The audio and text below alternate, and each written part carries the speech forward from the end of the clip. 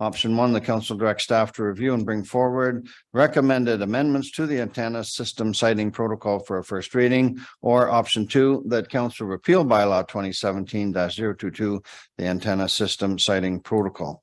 If I could have. So moved, Councillor Buck. Councillor Buck, and a second, please.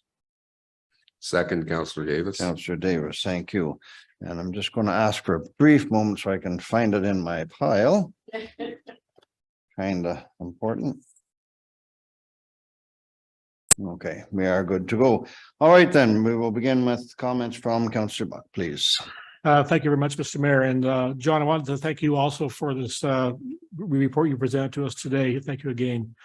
In your report, you state that antenna systems, including cellular towers, are regulated by the federal government under the Federal Radio Communications Act, and to carry on, Innovation, Science and Economic Development, ISED Canada, encourages municipalities to develop local protocols to manage the process of identifying local preferences and or comments, as well as a process for public consultation regarding cell tower locations, end quote.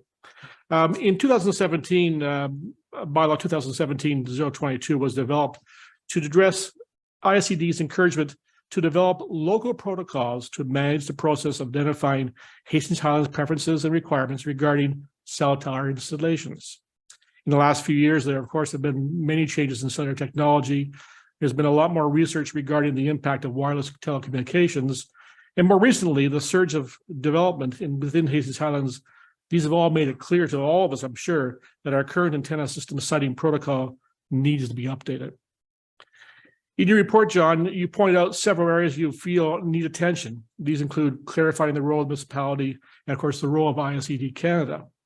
You speak about the distance of cell towers located from a residential area, and you also want to add clarity to the public consultation process, as well as a clear definition of the roles regarding the statement of concurrence and non-concurrence. And I couldn't agree more.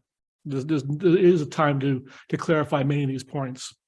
An updated Made in Hastings Highlands antenna system siting protocol is not only needed, but interestingly, is recommended by the very industry that provides cellular service. A few years ago, the Federation of Canadian Municipalities, FCM, in partnership with the Canadian Wireless Telecommunications Association, it's a mouthful, CWTA, developed what they call the Antenna System Siting Protocol template. Actually, I have a copy of one here. The jointly developed template is to be used to establish common sense protocols that guide the wireless antenna system siting process in Canadian municipalities while respecting local land use authority, their preferences, and community concerns. Their initiative identified that local solutions are the key to municipal challenges. As the order of government closest to people's daily lives, municipal governments understand the issues that matter to their stakeholders, and they have the expertise to deliver results. The purpose of the protocol is to ensure there is notification and meaningful local consultation on the location and other elements of antenna systems before they are installed. The protocol template establishes a more comprehensive notification and consultation process than existing federal regulations, and emphasizes the need for meaningful pre-consultation to ensure land use priorities and sensitivities are fully reflected in the location and the design of new antenna systems. I'd like to note that FCM is a national organization bringing together nearly 2,100 municipalities across Canada and represents 92% of Canadians, including Hastings Highlands. Additionally, the CWTA, the cellular service industry, has hundreds of member companies, and this includes Bell, Rogers, and, by the way, Eorn. And without a doubt, there are many areas of our municipality that desperately need improved cellular connectivity. We look forward to these improvements to provide the connectivity services in a safe and meaningful way. The best way to deliver these services is through the updating of the Hastings Highlands antenna siting protocol. So I ask you, please support option 1, that council direct staff to review and bring forward recommended amendments to the antenna system siting protocol for a first reading. Thank you. Thank you, Councillor Buck, and Councillor Davis, you're next if you wish. I have nothing to add to that. Thank you. Thank you. Any other member of council would like to speak? Councillor Matheson, please. Yes, thank you. And thank you once again to our planner for the report. I'm in favor of option 1 to review and bring forward recommended amendments for a first reading. I agree that the existing protocol is both outdated due to technological changes and parts are unclear, which has been pointed out by staff council, the proponent, and the public. Without a bylaw in place, we don't have a foundation to follow.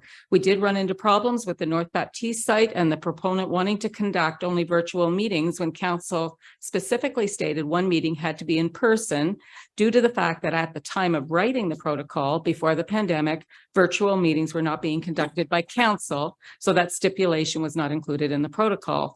The bylaw would continue to provide a platform for public consultation and information packages provided to those within a specific area, which would be lost without having a municipal protocol.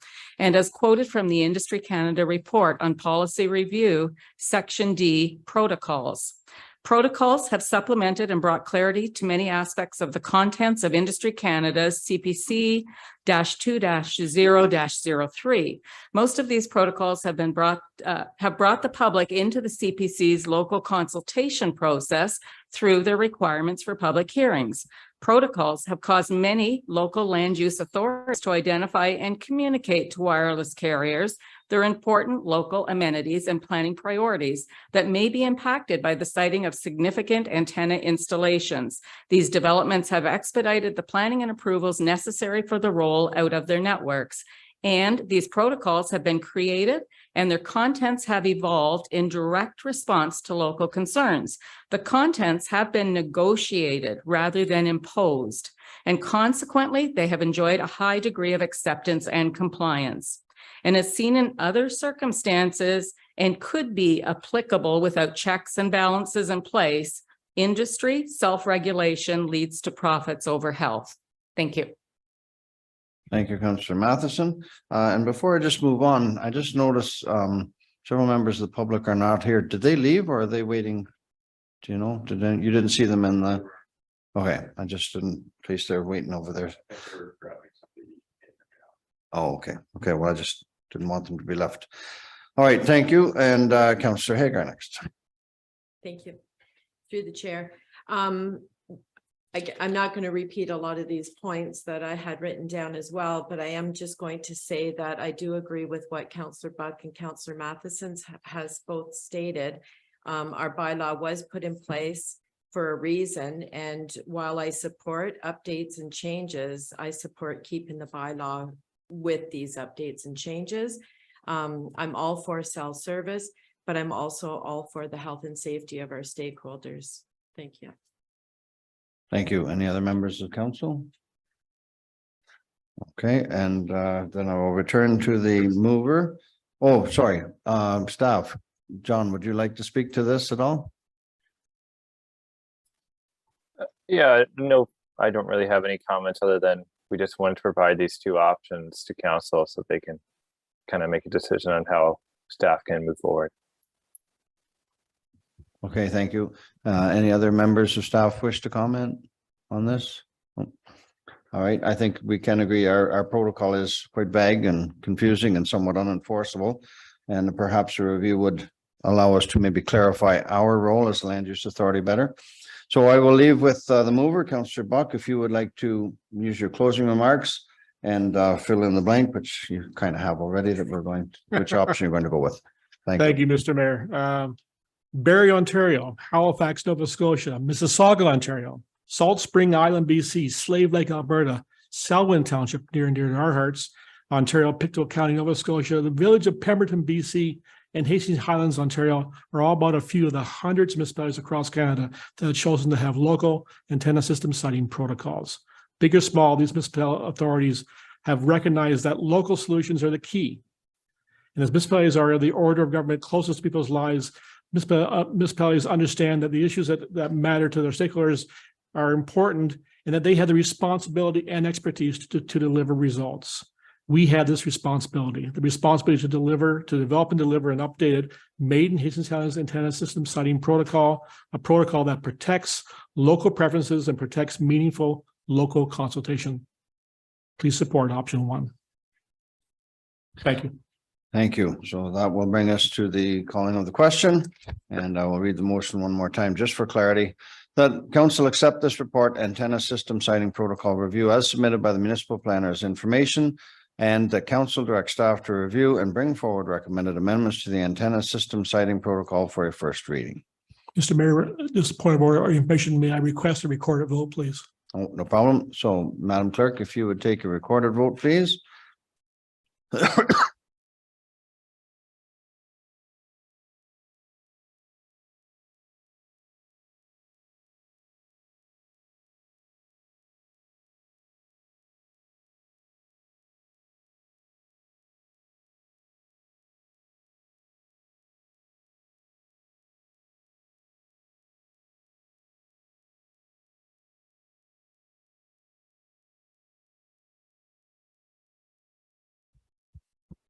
Counselor Buck, Or Deputy Mayor Davis,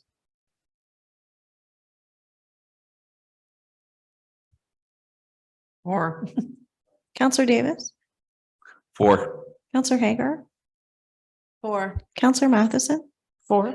Counselor Nyman, 4. and Mayor Fitzgerald. 4. That motion's carried. Thank you. Point of information. Yes. As in the past, when staff is updating and making changes to a bylaw, or in this case, the protocol, would council have the opportunity to send staff what we propose as changes? Is that how this is going to roll out? I would send that question to Municipal Planner John Jardine, please. Yeah, through the chair to Councillor Hagar. At this point, what we would be considering is presenting amendments to the bylaw, and then members of council can discuss that at a council meeting on what they wish to amend, and that can be presented to staff by council approving a motion, so that we have formal direction on what amendments council is looking to amend. Thank you. Thank you. Yes, Councillor Buck. just a question for Mr. Jardine again, just to follow up on Councillor Hager's question. I'm wondering, would it be a benefit to staff if there was some communication from members of council prior to your report to council? Would that be of any benefit to you, or would you prefer to wait to hear it based upon your recommendations? I think I can best answer that, John. I think we should let the planner, I think he's got some ideas in place. I think he's heard everything we've said. And through preliminary discussions we've had, we know the areas of weakness. There are lots. And I think best is to let the procedure roll out, and then we'll bring it back for first reading, whereupon council will look at it, examine it, and we have the option to do what we want to do. Thank you very much. Okay, thank you. All right, so we're going to move on then to, excuse me. Pardon? I have one, but if I put it in, I can't talk. And you know how much that bothers me. So I'll try to take one. We're on number 2, update to the appeal, update on the appeal of bylaw 2022-005. The council accept this report, update on the appeal of bylaw 2022-005, natural vegetative buffer to the Ontario Land Tribunal as submitted by the municipal planner as information only. Could I have a mover and second, please? So moved, Councillor Hager. Second, Councillor Buck. And Councillor Buck, second. Thank you. And Councillor Hagar, if you would like to proceed. I just want to say thank you very much for this update. Thank you. And Councillor Buck, any questions or comments? No comments. Any other member of council have any questions or comments at this time? Then that being said, we shall proceed with the vote. All those in favor of accepting this report for information only. Motion is carried. Which brings us to the planning part here now. And at this time, we'll go through each one of these and ask for any comment which may have come in, which is required. So the first one is a bylaw to amend the comprehensive zoning law bylaw for a switch from marginal agricultural to rural residential. So at this time, the planning department will state if any person has provided a written representation or will be providing a verbal representation electronically, either for or against the proposal.